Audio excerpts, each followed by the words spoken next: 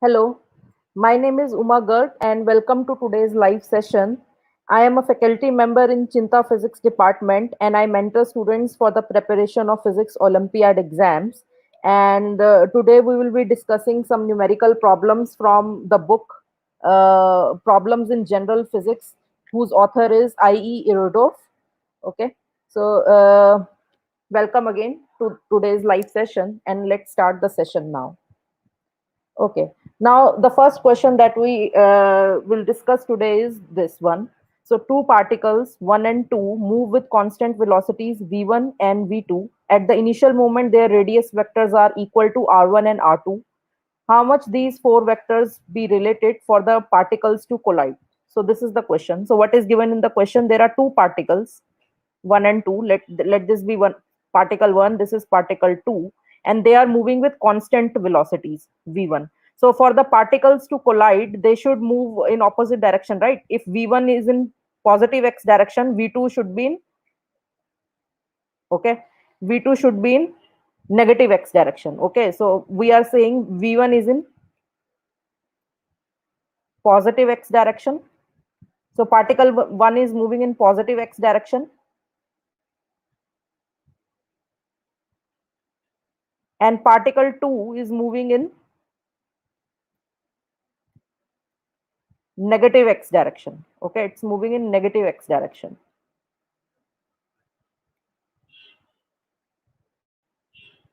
Okay, and what else is given? The radius vectors are equal to r1 and r2. So what is meant by radius vectors?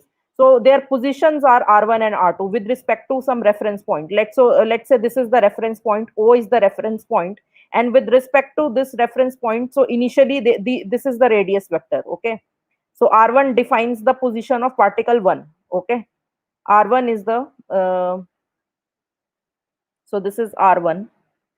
Okay, so O is our reference point with respect to which we are measuring the position of these particles. So this is the reference point, and r1 is the initial position of particle 1.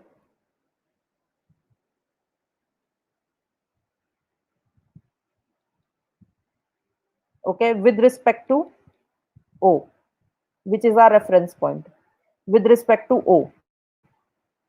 Okay, and r2, so this is r1, and r2 is the position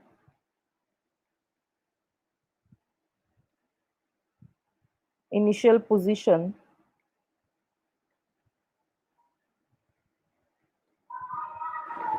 of particle 2 with respect to O, which is our reference point. Okay, so for the particles to collide, they should move in opposite direction, right? If they move in same direction, they may not collide. So we are saying that they are moving in opposite direction. Now this is r2.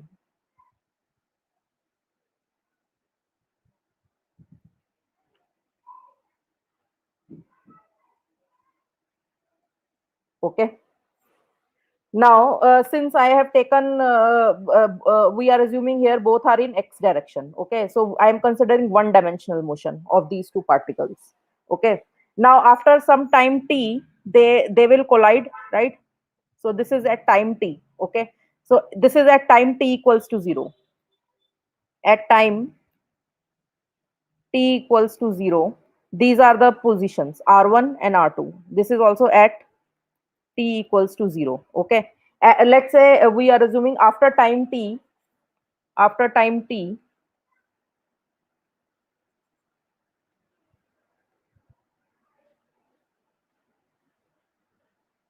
the particles collide with each other.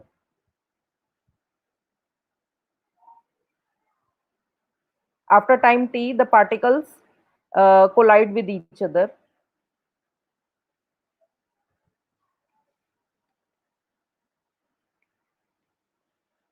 Okay, and the new positions at which they are colliding is r1 prime. Let's say this is r1 prime and r2 prime, right?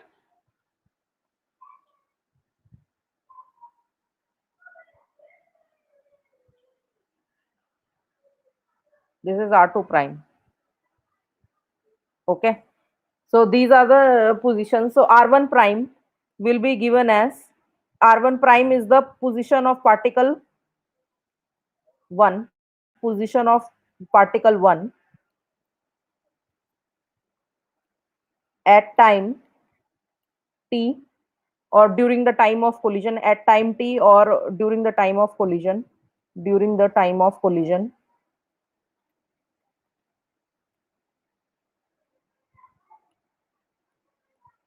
And R2 prime is the position of particle 2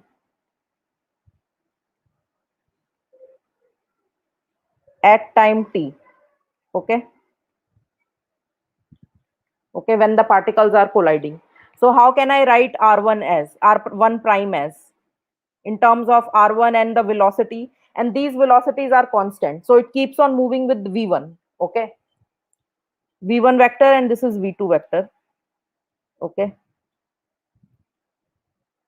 they are these velocities are constant, so R1 prime will be basically R1 plus, right, initial position R1 plus V1t, right, and R2 prime will be R2 plus V2t, right. Velocity multiplied by time will give you the displacement in x direction, right? Since no direction is reversing, displacement in x direction will be equal to the distance traveled in x direction. And you can see from the vector also. So this vector plus this vector gives you this vector. So this is R1 plus this distance. This distance will be V1 multiplied by t, right? This distance from here to here, this distance will be V1 multiplied by t. So R1 plus V1t will give you this vector, R1 prime, okay, from vector addition. You can look at it. Okay, similarly R2 prime will be equal to R2 plus V2t. Now at the time of collision, since if we take the balls to be of very small size, this R1 prime will be equal to R2 prime. Okay, at the time of collision, these are when the balls are colliding, they are almost they are touching, right? And the balls are, we are saying balls are of a small size, so R1 prime will be equal to R2 prime at the time of collision. Okay, so at the time of collision,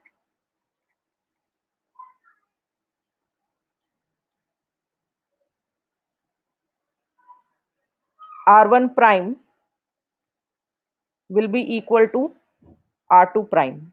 Okay, so now we can equate this. I hope this is clear to you, everybody. So how R1 prime, I can explain again. So this was my particle 1. So this was our origin, and let's consider only particle 1. So this was its initial position, R1, right, vector R1. Now after time t, it moves here and it collides with particle 2, right? These are the two particles. So it has moved this distance, right? This distance will be how much? It's moving with velocity v1 vector. So this distance will be v1 multiplied by t, right? Distance equals to speed multiplied by time. Since this is one, we are saying it's one dimensional, and velocity is in x direction only, and it's not accelerating. So distance will be just equal to speed multiplied by time, right? What are equations of motion? Displacement equals to ut plus half of at square, right? A is 0 because they are moving with constant velocities. A is 0, so displacement, or this is displacement, will be just ut, right? And in x, since the direction is not changing, the displacement will be equal to the distance, right? So this will be equal to this, right? This will be R2 prime, R1 prime. So from the vector also you can see R1 plus V1t will be equal to R1 prime. Similarly, we can write R2 prime. So now these two are equal. So I can write so this implies, since R1 prime equals to R2 prime at the time of collision, okay, at the time of collision they are equal. So this means R1 plus V1t, R1 plus V1t is equal to R2 plus V2t. Okay. So from here we got this. So the question is asking you to find the relation between this, and this. Okay. So this is what we are trying to do. So from here I will get R1 minus R2 equals to V2 minus V1 multiplied by t, right? Now this is equal to this, right? Time is a scalar. It means this vector which is equal to r1 minus r2 is equal to this vector v2 minus v1 multiplied by some scalar quantity. It means this difference between these two vectors should point in the same direction as this vector, right? Difference of these two vectors. So the unit vector in the direction of r1 minus r2 is equal to the unit vector in the direction of v1 minus v2 minus v1. So this implies, okay, so like we have two vectors, for example a equals to 3 I cap and another vector is equal to 4 I cap. Okay, now the a will be equal to, so how will we get equal to b? So to get that, I will have to do this, right? 3 by 4th of b. So 4 and 4 gets cancelled. So what does this mean? It's multiplied by scalar and both are moving. Since vector a is 3 by 4, scalar multiplied by vector b. So both are pointing in same direction, right? Both are pointing in I cap direction. So means the unit vector in the direction of r2 minus r1. And what will be the unit vector? This divided by its magnitude, right?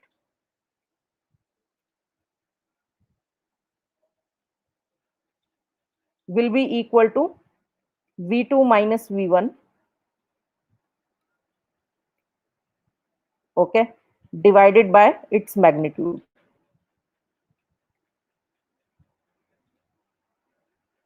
Okay, so this is the relation between the radius vectors and the velocity vectors for the two particles.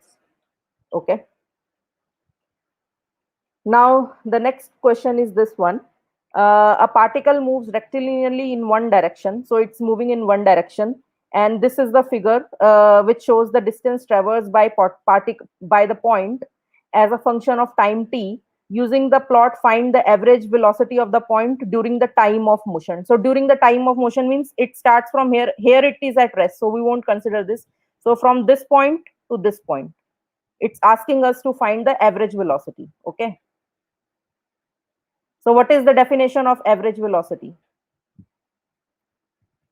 Average velocity equals to net displacement or total displacement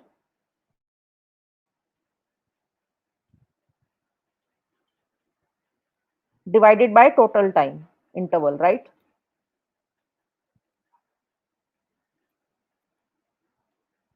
Okay, so average velocity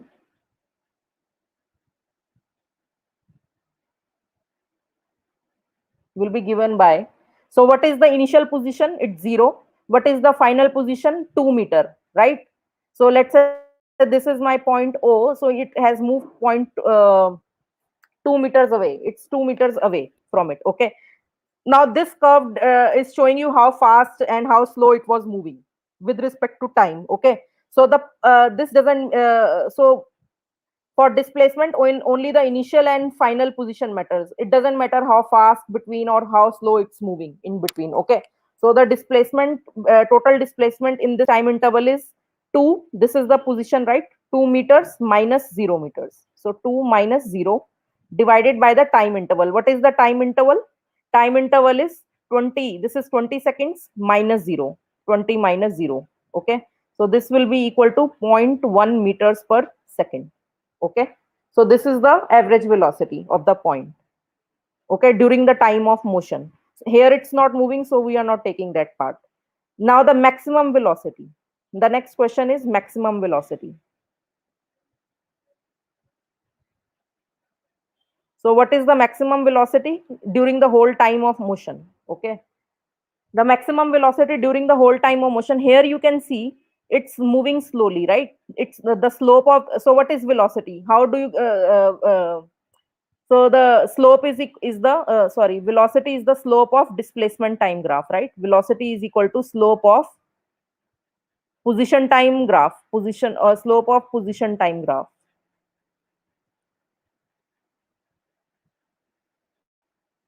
Right, so in which part of the motion, during which part of the motion is it the maximum velocity? Here you can see, yes, so here you can see the slope is it's not that steep, so it's moving slowly, and here it's the maximum, right? This is the maximum slope, and then again it starts slowing down, and it comes at rest, right, during this motion. So this portion from here, from this part of the this part to this part, right, it has the maximum velocity because the slope is maximum. Okay, so you can pick any 2 points between these 2 points, and you can find the slope. So it will be harder for me to read the what is the reading here. Okay, so I am picking 2 points for my convenience. Okay, so I can read the point here. This is easy to read, and another point will be this one. This is also easy to read. Okay, so at this point the time is 14 seconds, and at this time the point is this is 1.4 meters. Okay, so now using these 2 points I can find the maximum velocity. Okay, so maximum velocity will be equal to the slope between or slope of position time graph, slope of position time graph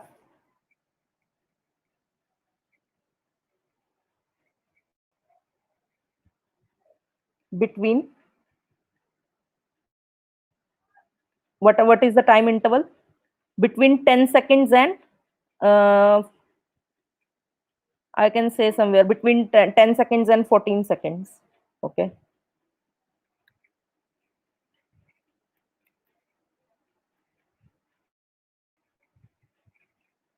okay, so now what is the slope? So maximum velocity is the slope. So what is the slope of this line? It will be, what is the reading here, 1.4. So it will be position divided by time, right? Change in position divided by the time interval. So 1.4 minus, and what is the position here? This is 0.4 meters. Okay, so 1.4 meters minus 0.4 meters divided by the time interval. And what is the time interval? This is 14 seconds and this is 10. So 14 minus 10.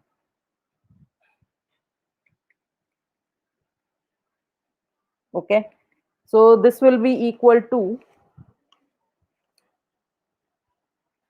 1 divided by 4 meters per second, which is 0.25 meters per second. So this is the average velocity, sorry, maximum velocity during the whole time of motion. Okay, the next is that time moment t0 at which the instantaneous velocity is equal to the mean velocity averaged over the first t0 seconds. Okay, so we have to find this time t0 at which the instantaneous velocity is equal to the mean velocity. So what is the instantaneous velocity? Instantaneous velocity is the velocity at a particular moment of time.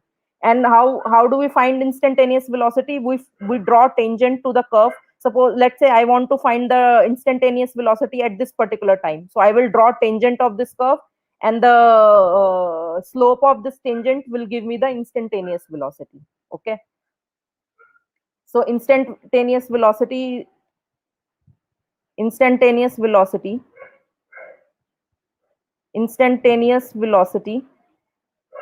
at time t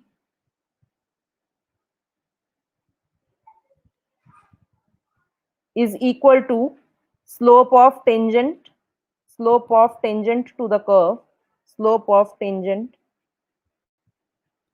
to the curve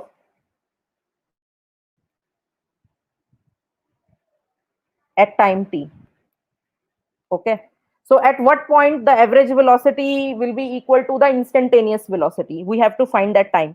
So if I take this time here, now if I draw this tangent, the slope of this tangent, so this point I am taking now. Okay, let me erase these points that I marked just to avoid the confusion. Okay, so if I consider this point, this is the tangent, right? So the slope at this is 16 seconds.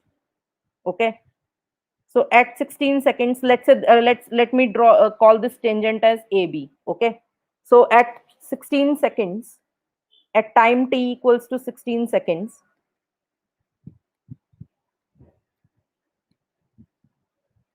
okay, slope of AB will give you slope of AB, slope of tangent AB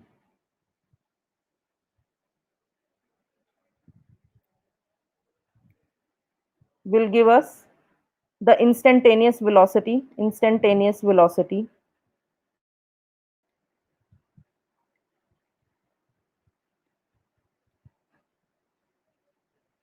at t equals to 16 seconds. Okay, so the slope, and this how will you find so what will be the slope? Slope will be, if I extend this line, this will be the line, right? So if I extend this slope here in the opposite direction, uh,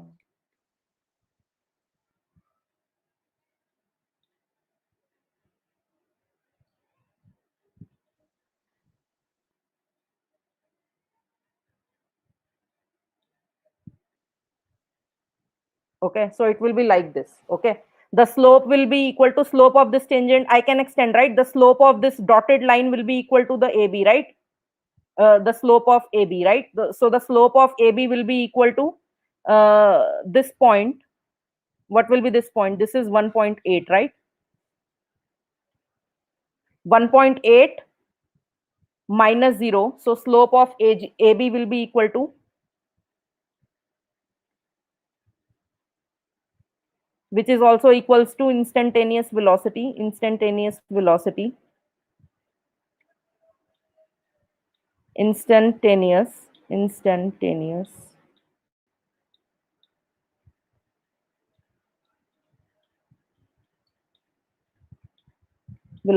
at t equals to 16 seconds. This will be equal to how much? 1.6 minus 0 divided by 16 minus 0, right? This is at 16 seconds. 1.6 was at, sorry, 1.8 is at 16 seconds. I should write 1.8 here. This will be 1.8. Okay, so 1.8 divided by 16, right? Okay, now what will be the average velocity? Average velocity between t equals to 0 and 16 seconds. What will it be? So the average velocity is the position, right? Change total displacement divided by time interval, right? So what is the average velocity between this point and this point? Again, the position is 1.8 and this is 0. 1.8 minus 0 divided by 16, right? Time interval is 0 to 16. So are they coming same? 1.8 minus 0 divided by 16 minus 0, right? So they are same. So at 16 seconds, the instantaneous velocity will be equal to the average velocity. Okay, from 0 to 16 seconds. This is what this question is asking you to calculate. At what time interval? So t0 is basically 16 seconds. At this particular time, the instantaneous velocity, which is the slope of AB, is equal to this line, right? And this line gives you the average velocity from 0 to 16 seconds. Okay, so the answer to this part is 16 seconds. T0 is equal to 16 seconds. Okay, now the next question is based on calculus. The velocity of a particle moving in the positive direction of x-axis varies as this. So this is how the velocity of the particle varies. Alpha square root x. Okay, and where alpha is a positive constant,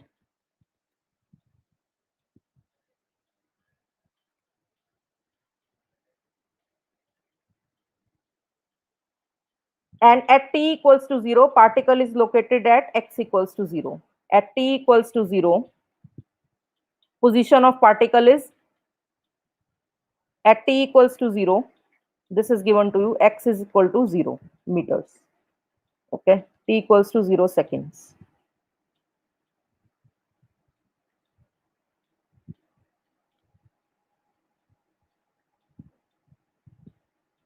X equals to 0 meters. Okay, so the first part is saying you find the time dependence of the velocity and acceleration of the particle. So time dependence of the velocity. So we know v equals to, so for this question it needs calculus differentiation. So alpha square root x is given to you. Okay, here there are two variables x and v. X is independent variable and v is the dependent variable. So first we will do, and we know v is equal to velocity equals to the differentiation of the position, right? Dx divided by dt. We know this. It's the first derivative of the position gives you the velocity, rate of change of position. Okay, so I can write from here, I can write dx divided by dt equals to alpha square root x. Okay, now I can I will integrate this equation, and I will first find the how the x is changing with time, how the position is changing with time. So now we know dx divided by dt, dx divided by dt equals to alpha square root x. Okay, so dx divided by alpha square root x equals to dt. Okay, now we will integrate this equation. Okay, so for that we need the limits of integration. So at x equals to 0, so at t equals to 0, the position is 0, right? So you have to put the same limit here. Okay, what is at t equals to 0, what is the value of x? You can't write random value. Okay, you have to write what value is there. So if your lower limit of integration, you are taking t equals to 0, here you have to write what position is there at t equals to 0, and it's given it's 0, right? In the question, if they give 5 meter, so you will then write, you will write here 5 meter. Okay, whatever it's given at t equals to 0, you have to write here. Now at time t, we are saying at time t, at time t, at time t seconds. Okay, position is x. Okay, position of point is x meters. Okay, so t, I will put here at t seconds, it's x. Okay, so this is how we will integrate this. So now integration of this will give you 1 divided by alpha. Alpha is constant, so I can take it out. So this will give me this.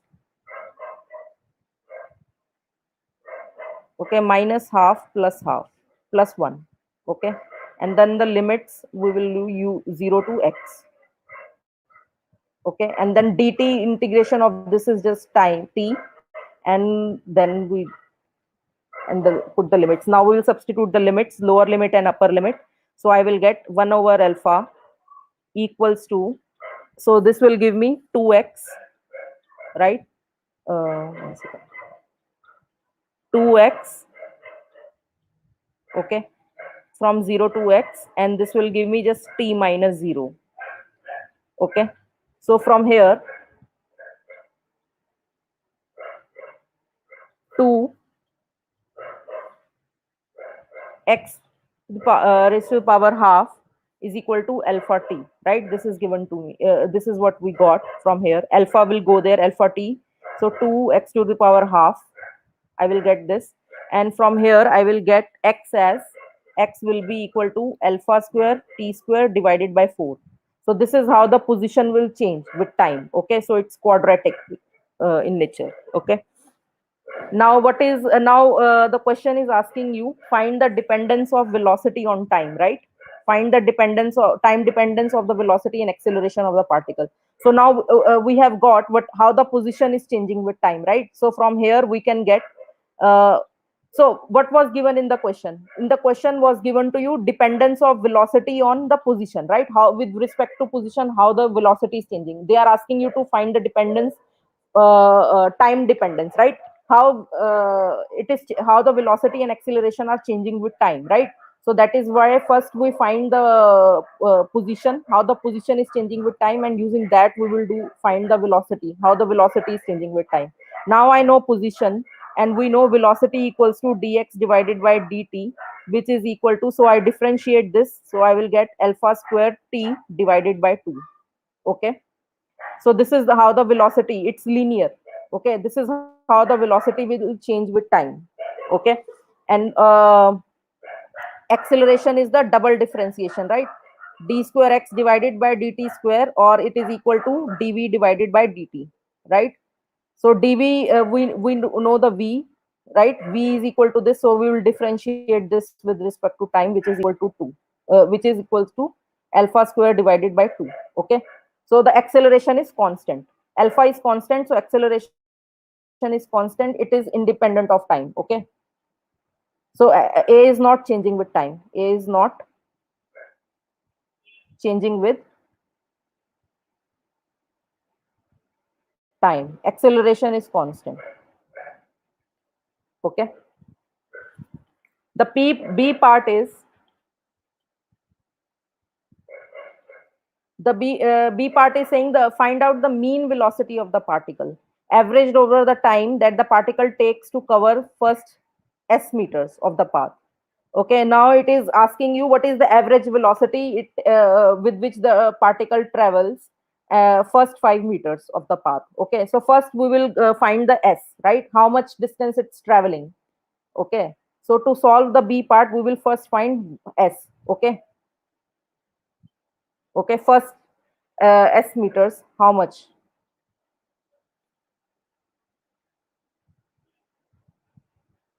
Okay, first s meters. So let's assume that at time from t equals to 0 to t equals to t seconds. Okay, it has traveled first s meters. Okay, from t equals to 0 to t equals to t seconds. Okay, particle has traveled, particle has traveled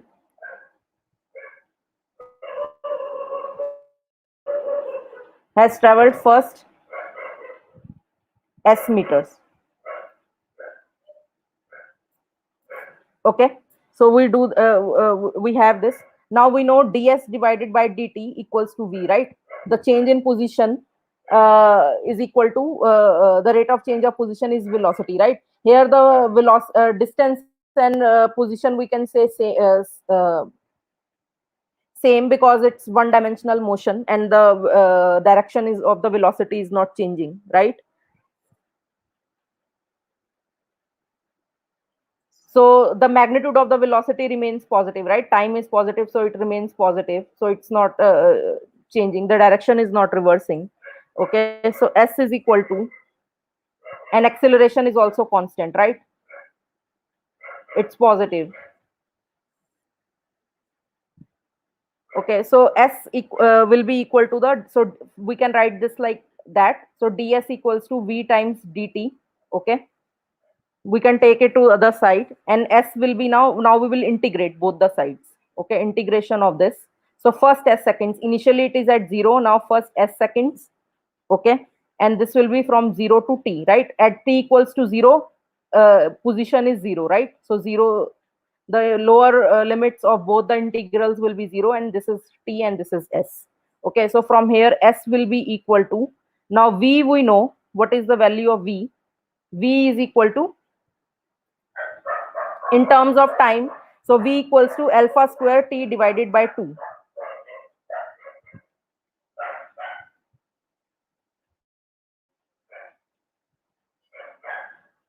Okay, so this will be the case, so s is equal to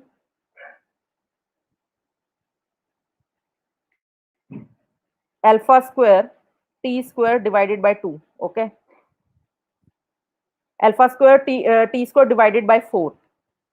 This is what we will get after integrating this.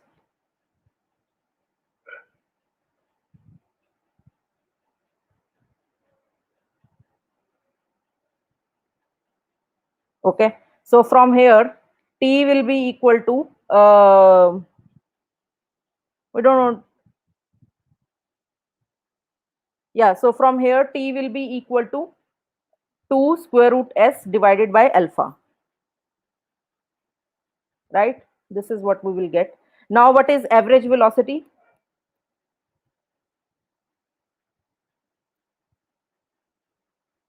Average velocity is the displacement, right? So displacement is s, right? S displacement in first t seconds, right? So s divided by the total time is t, right? It's traveling, we have taken, it's traveling first s meters. So here distance traveled will be equal to the displacement, so s divided by t, and s we know is alpha square divided by t square 4 and divided by this. So this will be alpha square t divided by 4. Okay.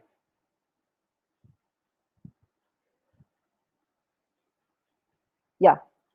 So we got this, and now we can replace, we know t equals to 2 square root s divided by alpha. So I can substitute it here.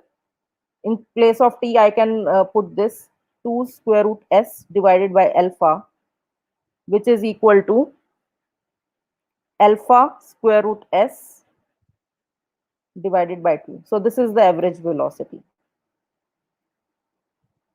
Okay. This is the average velocity in the first t seconds when it has traveled s meters. Okay. So this is what the question was asking. So we are discussing this question.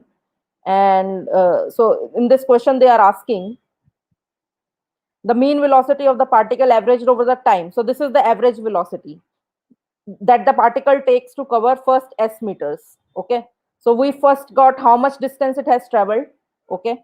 In the first t seconds. So first I found the expression of s in the first t seconds by integrating this and then we got this, and we know the time, and when I divided that, I got the average velocity. Okay. So this is how we will solve this question. Okay, that's it for today. I hope you like today's session, and I will come next week live again with more questions. Uh, Thank you.